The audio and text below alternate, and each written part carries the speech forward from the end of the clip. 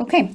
Hello, everyone. As mentioned, I'm Dr. Samantha Orr. I'm a resident who's been working with Dr. Beiko on this project. He's unfortunately not able to be with us due to scheduling issues, but I'm here to talk about his surgical method, the belt loop lasso scleral suture fixation of subluxated and dislocated IOLs, and also to talk about a retrospective review of cases done in our practice. We don't have any financial disclosures. Some pictures of some dislocated IOLs. Just a little bit of background. There are different ways that a lens can be off its ocular axis, whether that's just decentration, where there isn't any zonular or capsular instability, subluxation, where there is a partial loss of that zonular or capsular stability, or a complete dislocation. Here's a bit of a breakdown of where these lenses might end up when they are off the visual axis.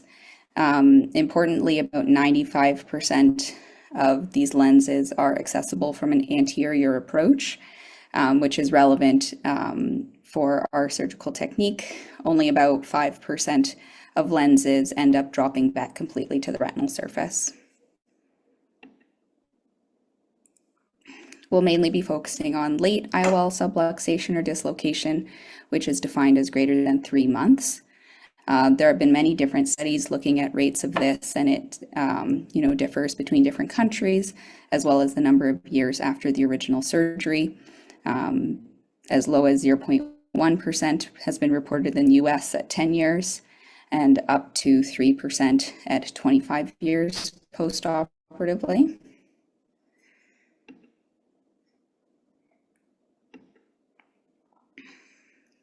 This is some recent data from Korea, who were able to do a population-wide study. They noted a rate of 0.82% IOL dislocation, and that was on average about 4 years after the initial surgery. They noted that the highest incidence rate of dislocation was in patients who'd had their initial surgery prior to 40 years of age. So that is a bit different from the average cataract patient that we have here in Canada. One of the biggest risk factors in our population for IOL subluxation or dislocation is pseudoexfoliation syndrome, which has been found in more than 50% of cases. Other risk factors include things like high myopia, which may be playing a factor in the Korea data, and then other factors such as vitreoretinal surgery, inflammation, diabetes, and others listed here. Also of note, the annual incidence of IOL dislocations and subluxations has increased significantly, especially since the rise of the capsulorhexis. There are likely a few different things contributing to that. One being there's increased zonular weakness and stress occurring during surgery. With a capsulorhexis, you then have that postoperative anterior capsular fibrosis and contraction of the capsule that can contribute to subluxation or dislocation. And also just the fact that our population is living longer and longer, so we are having a greater and greater number of people who are pseudophakic in our populations. Dislocation rates are also higher if the phaco time is longer. This slide is just to illustrate that this problem is only going to continue to increase. Cataract surgeons need a good approach to dealing with this.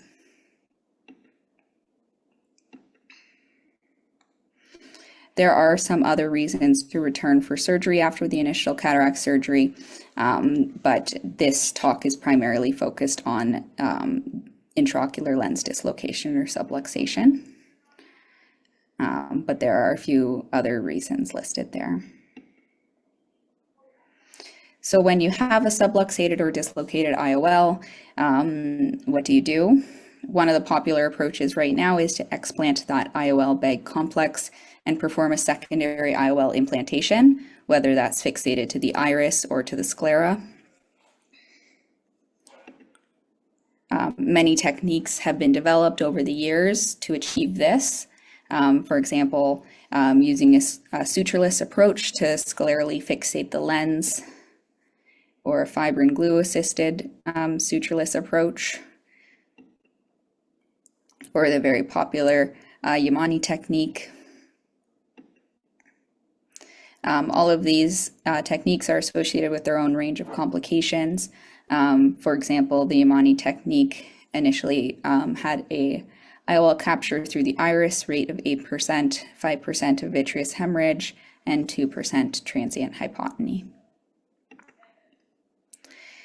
There is an argument to be made that refixation of a dislocated IOL is superior to exchanging the IOL. One argument for this is that there's less corneal endothelial cell loss, and also possibly less postoperative vision-threatening vitreoretinal complications. So the method that I'm going to describe today is a bit of an evolution on the lasso suture scleral fixation method, where essentially the haptics are being fixated with a lasso suture into the sulcus. It can work quite well with a 3-piece IOL, as is kind of displayed here. But in 1-piece IOLs, that can be a little bit more challenging, as there's very little contact with the haptic in the sulcus.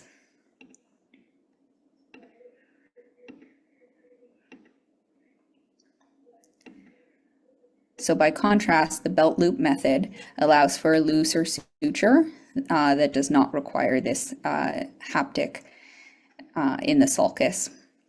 So rather, we're putting a suture near the haptic optic junction and securing that in a loose manner to center the lens.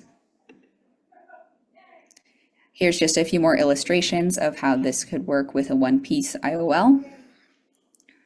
So again, right near the optic haptic junction is where that suture is being placed, and then that belt loop of suture can be adjusted to adequately center the lens, but remains loose. The other scenario in which this can be very helpful is in the case of capsular bag contraction after cataract surgery, which has been well described and could make the initial lasso method difficult even with a 3-piece IOL.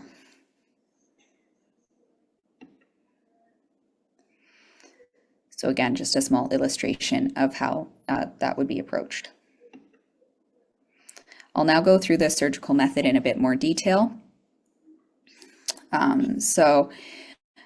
First, a conjunctival flap is created, as we see here on the right, and a sclerotomy is created at about 2.5 to 3 millimeters from the limbus. That site is chosen to avoid the vasculature and avoid risk of vitreous hemorrhage. A needle, ninoproline with a CTC 6L needle, is then passed posterior to that initial sclerotomy site, and the needle is maneuvered under the haptic at the haptic optic junction, and is then the needle is then removed through the cornea. After that, it is clipped off, and that other end of the suture is externalized using microforceps through the sclerotomy site. It is then loosely tied to keep it in place, and the same steps are repeated at 180 degrees on the other side. An anterior vitrectomy is then performed, after which those belt loop sutures are adjusted to center the lens adequately. The knots are secured, trimmed, and then the knot is rotated into the vitreous through the sclerotomy site to avoid erosion, and the conjunctival flaps are reopposed with a fibrin glue. Here is a video. So again, we're seeing here the sclerotomy at 2.5 to 3 millimeters from the limbus. And then we're going to see the ninoproline suture passed posterior to that sclerotomy site, maneuvered under the haptic there, and coming out through the cornea. That needle is then being clipped off. We can see here the suture being externalized through the sclerotomy site and just loosely tied here. The same steps are repeated at 180 degrees with another sclerotomy, and the needle being passed again posterior to that site and out through the cornea. It'll again be externalized here and tied loosely. After that, interior vitrectomy is done. Here we are now going to see how the tightness of the sutures is adjusted to make sure that the lens is nicely centered in the visual axis. And then the knots had been tied and secured and rotated, and then here we're seeing just the flaps being reopposed with the fibrin glue.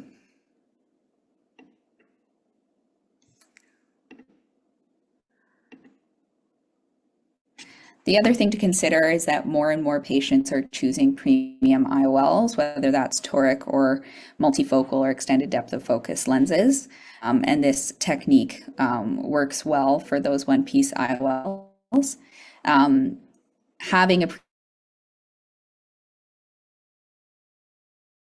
premium IOL is another reason why I try to preserve the existing IOL rather than the patient having to purchase another premium IOL. Here is just demonstrating this is a toric lens, and as long as you're planning appropriately, this can be realigned in the proper axis through this technique. This case also had a capsular tension ring in place that we can see inferiorly there, and that can also be used to help fixate the lens if it's in a better position for the axis. Complications, this is of any sutured lens in general, scleral sutured lens. It has been found that tetraproline has a higher breakage rate, whereas nioproline, which is what we're using for our technique, has a larger diameter and greater tensile strength. We're again looking for similar complications as other sutured lenses, such as glaucoma, persistent corneal edema, cystoid macular edema, and the others listed here. Many approaches use a Gore-Tex suture, which we don't have access to at our hospital, but has been well studied as well. Again, similar complications have been seen with those approaches. And now just to quickly review our retrospective review of our consecutive cases in our practice. We wanted to assess the safety and efficacy of this belt loop method at our center. We found 71 cases between 2021 and 2024. About 60% of those were in single-piece IOLs.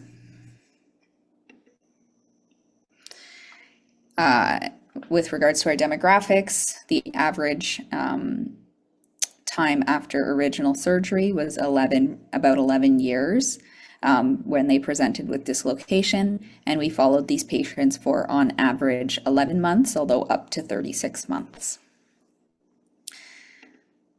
Comparing our demographics to previous studies, we do tend to have more females compared to others, and the age is also higher than in previous studies.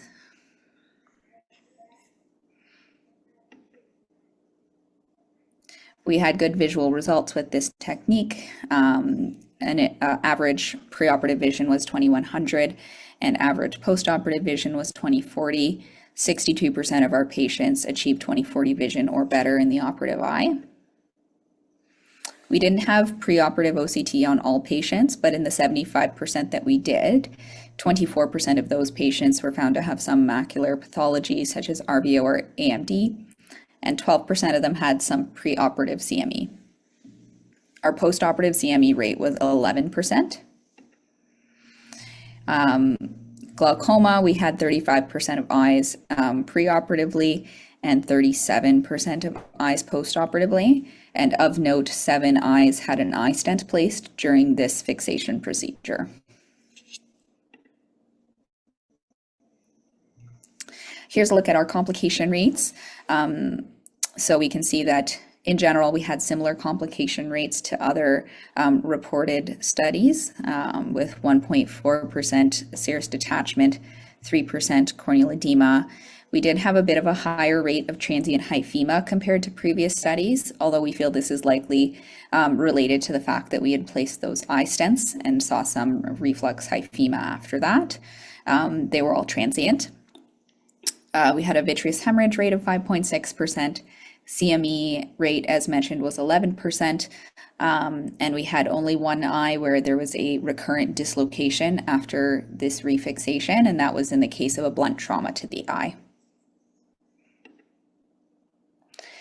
So in conclusion, the technique of the belt loop lasso scleral suture fixation method presented here today is a viable option for managing IOL subluxations and dislocations, including in premium IOLs. This method is reasonably straightforward for the average cataract surgeon to learn, as this problem becomes more and more prevalent in our populations, and can be a good option to be considered. Thank you very much.